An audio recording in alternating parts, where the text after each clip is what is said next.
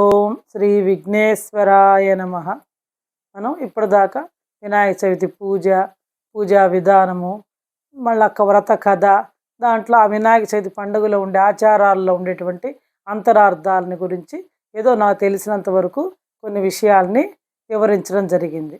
ఇప్పుడు పూజ అంతా అయిపోతుంది, అది వాళ్ళ ఇష్టం అండి. ఒకరోజు పూజ చేస్తారా, 2 రోజులు ఉంచుకుంటారా, 3 రోజులు ఉంచుకుంటారా, లేదు 9 గణేష్ నవరాత్రులు చేస్తారా, అదే వాళ్ళ వాళ్ళ శక్తి కొద్దీ చేసుకుంటారు కదా. తర్వాత మనం ప్రతిమను ఏం చేస్తాం, నిమజ్జనం చేస్తాం. మట్టితో చేసినటువంటి వినాయకుడిని కనుక పూజించినట్లయితే మళ్ళీ తర్వాత దాన్ని ఏం చేస్తాం, మనం నిమజ్జనం చేస్తాం కదా. కాబట్టి ఇప్పుడు ఆ ప్రతిమ నిమజ్జనంలో ఉండేటువంటి విశిష్టత, అంతరార్థం, దాని యొక్క ఉపయోగం ఏందో మనం ఇప్పుడు వివరంగా తెలుసుకుందాం. చూడండి, వినాయక చవితి పండుగ మనకి ఏ కాలంలో వస్తుంది? భాద్రపద మాసంలో వస్తుంది. భాద్రపద మాసం అంటే ఏ ఋతువు? శ్రావణ భాద్రపద మాసంలో ఏ ఋతువు? వర్ష ఋతువు. కాబట్టి ఎక్కువగా మనకి ఏం పడతాయి? వర్షాలు పడుతూ ఉంటాయి. వర్షాలు పడ్డప్పుడు ఇప్పుడు కూడా మనకు బాగా పడుతున్నాయి కదండి, బాగా వర్షాలు. మన దేశం అంతా కూడా, భారతదేశం అంతా కూడా బాగుపడుతున్నాయి కదా. చూడండి, ఈ పండుగని మన రాష్ట్రంలోనే కాదు, భారతదేశం మొత్తం కాదు, ప్రపంచవ్యాప్తంగా కూడా ఈ వినాయక చవితి పండుగని చేసుకోవడం జరుగుతుందన్నమాట. నేపాలు, థాయిలాండు, ఇంకా జపాను, చాలా దేశాల్లో కూడా ఈ పండుగని, వినాయక చవితి పండుగని భారీ ఎత్తున జరుపుకోవడం జరుగుతుంది. కాబట్టి ఈ వర్షాకాలం వచ్చినప్పుడు ఈ నదులు, వాగులు, చెరువులు ఇవన్నీ కూడా బాగా నీటితోటి, కొత్త నీటితోటి పొంగి పొర్లుతూ ఉంటాయన్నమాట. అలా ప్రవహిస్తున్నటువంటి నీటిలో అనేక ఔషధీ గుణాలు కలిగినటువంటి చెట్ల ఆకులు, కాయలు, మనం ఇంత ముందరే చెప్పుకున్నాం కదా, పత్రి పూజ, దాని ఉపయోగాలు చెప్పుకున్నాం కదా. కాబట్టి వాటిల్లో చూడండి అనేక ఔషధీ గుణాలు ఉంటాయి. ఆ ఔషధీ గుణాలు కలిగినటువంటి ఆ చెట్ల ఆకుల్ని కానీ, కాయలు, ఇవన్నీ కూడా వాటిల్లో కలిపినందువల్ల ఆ నీరు శుద్ధి అయిపోయి ప్రజలకి మంచి ఆరోగ్యాన్ని అందిస్తుంది అనమాట. ఇప్పుడు మనం వాటర్ ప్యూరిఫికేషన్స్ అవన్నీ వాడుతూ ఉంటాం కదండి, అది న్యాచురల్ ప్యూరిఫికేషన్. మనం ఈ పత్రితోటి పూజ చేసిన తర్వాత ఈ పత్రి ఆకులన్నింటినీ కూడా ఈ చెరువులు, వాగులు వాటిల్లో కనుక కలిపినట్లయితే నీరంతా ఏమవుతుంది? ప్యూరిఫైడ్ అవుతుంది. అది న్యాచురల్ ప్యూరిఫికేషన్. దానివల్ల పర్యావరణానికి ఏమైనా ఎఫెక్ట్ ఉందా? ఏమి లేదు. చూడండి ఎంత అంతరార్థం ఉందో. మన మహర్షులు ఎంతటి శాస్త్రీయ దృక్పథంతో, ఎంతటి దివ్య దృష్టితోటి ఆలోచించి ఇలాంటి ఒక పూజా విధానాన్ని, వినాయకుడికి అంత ప్రకృతితోటే కదా పూజ చేస్తాము, అంత ప్రకృతికి సంబంధించి ఎలా ఏర్పాటు చేశారో చూడండి అంతా కూడా. కాబట్టి దాంట్లో కలిపితే నీరు శుద్ధి అయిపోతుంది. కాబట్టి ఆ శుద్ధి కలిగినటువంటి నీరు ప్రజలు తాగితే వాళ్ళకి మంచి ఆరోగ్యం కలిగిస్తుంది అనమాట. అంతేకాకుండా మనం ఈ వినాయకుడిని ఇప్పుడంటే అండి ప్లాస్టర్ ఆఫ్ ప్యారిస్తో పోటీలు పడి చేస్తున్నారు. ఒకప్పుడు వినాయకుడిని అంటే దేంతో తయారు చేసేవాళ్ళు అంటే బంకమట్టితోటి తయారు చేసేవాళ్ళు. ఈ బంకమట్టిలో అనేక ఖనిజ లవణాలను కలిగి ఉంటుందన్నమాట. కాబట్టి మంచి ఖనిజ లవణాలు కలిగినటువంటి ఈ బంకమట్టితో తయారు చేసినటువంటి ఈ వినాయక ప్రతిమల్ని మనం దేంట్లో నిమజ్జనం చేస్తాం? ఈ చెరువులు, కాలువలు, వాగులు, ఇట్లా వాటిల్లో ఉన్నాయి కదా నిమజ్జనం చేస్తాం. వాటిల్లో మనం కలిపినందువల్ల, ఈ ప్రతిమలన్నీ తీసుకెళ్ళి వాటిల్లో కలిపినందువల్ల ఆ నీరు ప్రవహిస్తూ ఉంటుంది. కాబట్టి ఆ నీటి ప్రవాహం ద్వారా ఇతర భూములకి, ప్రాంతాలకి చేరి అక్కడ ఈ బంకమట్టి అంతా కూడా చేరి భూమి సారవంతమైపోయి పంటలు బాగా పండి పర్యావరణానికి మేలు చేకూరుస్తుంది. ఇంకా చూడండి, చెరువులకి వాటి కట్టలు ఉంటాయి అన్నమాట. ఈ కట్టలు తెక్కకుండా ఆ బంకమట్టి అనేటువంటిది అక్కడ ఇదైపోయి ఒక కట్టగా ఉపయోగపడుతుంది. అందరూ వేస్తారు కదా, వినాయకుడిని అందరూ పూజిస్తారు కదా, అందరూ సెలబ్రేట్ చేసుకుంటారు. కాబట్టి ఆ మట్టి వినాయకుడిని కలపడం వల్ల ఆ బంకమట్టి అనేటువంటిది ఒడ్డున ఉండిపోయి కొంచెము అది నదులకి అడ్డుకట్టగా కూడా ఉపయోగపడుతుంది. చూడండి అసలు అంతా కూడా సైన్స్, మొత్తం కూడా శాస్త్రీయ దృక్పథమే అనమాట. ఇంకా కూడా చూడండి దీని యొక్క అంతరార్థం, ఆధ్యాత్మికత ఏంది అంటే దీంట్లో ఉండేటువంటిది ఈ మన శరీరం ఉంది. దేనికి సంకేతం అండి? మన శరీరం మట్టికి సంకేతం. మట్టిలో నుంచే వస్తుంది, ఇంకా దేంట్లో కలిసిపోతుంది? మట్టిలోనే కలిసిపోతుంది. అంతే కదా, అందరికి తెలిసినటువంటి విషయమే కదా అది. చూడండి, కాబట్టి మన దేహం మట్టికి సంకేతం. మనం చేసేటువంటి మంచి పనులు, ప్రవర్తన, ధర్మాచరణ, అందుకే ధర్మాన్ని ఆచరించాలి అని చెప్పేది. మన ధర్మాచరణ అనేటువంటి దేనికి సంకేతం అంటే మన బుద్ధికి సంకేతం. అంతే కదా, మన బుద్ధి చక్కగా ప్రచోదింపజేసినప్పుడే కదా మనం మంచి పనులను చేయగలం.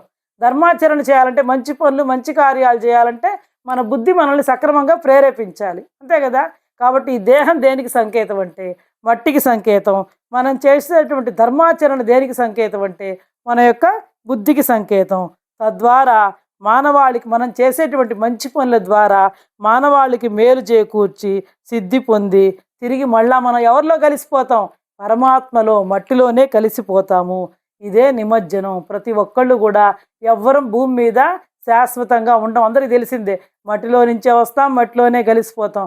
కాకపోతే చిరస్థాయిగా ఉండేటువంటిది ఏంది అంటే మనం చేసేటువంటి మంచి పనులు, మంచి కార్యక్రమాలు, మన యొక్క సత్ప్రవర్తన, ఇవి మాత్రమే చిరస్థాయిగా ఉంటాయి. ఈ శరీరం అనేటువంటిది చివరికి మట్టిలోనే కలిసిపోతుంది అన్నమాట.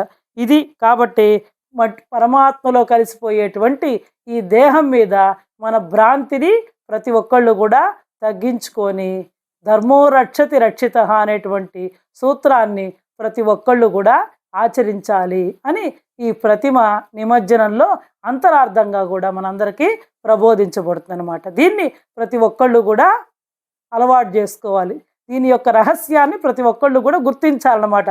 బాగా పూజ చేసేసాం, ఏదో తర్వాత వినాయకుడిని తీసుకుపోయి పైనుంచి ఇసిరి కొట్టాం, అలా చేయకూడదండి.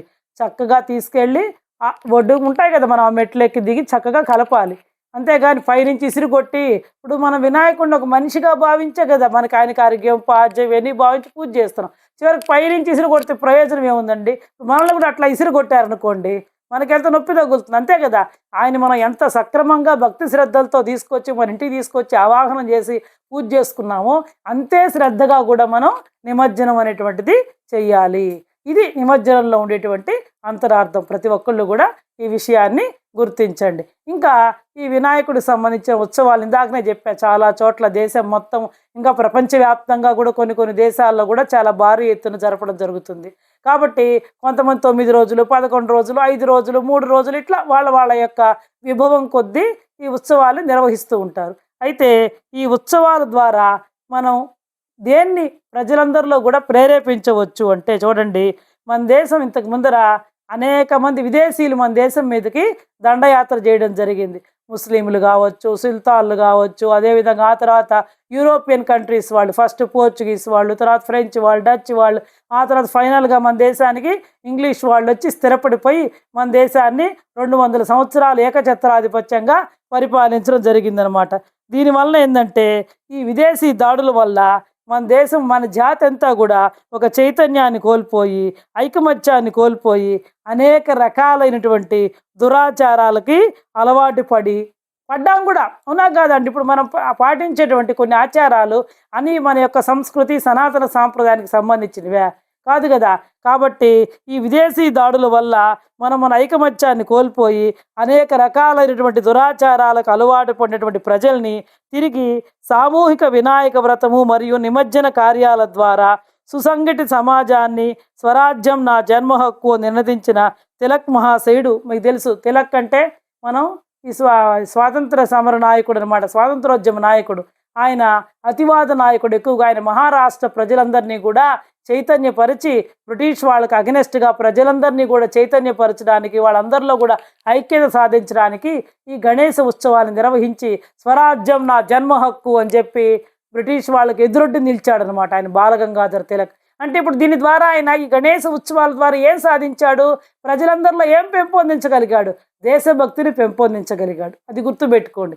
ఈ గణేశ ఉత్సవాలు అనేటువంటిది అందుకు ఉపయోగపడాలి. అంతేగాని కొన్ని చోట్ల పెడుతున్నారండి, చెప్పొచ్చో చెప్పకూడదో నాకు తెలియదు, అసలు మరీ ఘోరంగా పెడుతున్నారండి.